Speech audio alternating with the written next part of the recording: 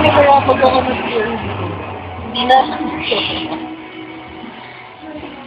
hindi nagharap siya ng mineral water. Pumunta yung manong sa batin. Kumuha ng tumalaw, sabi niya, ano ba yan? Bakit ganyan? Dinitrip mo ba yan dyan? Sabi ng manong, bakit? Sa inyo ba chinuching mo? Corny ko yan.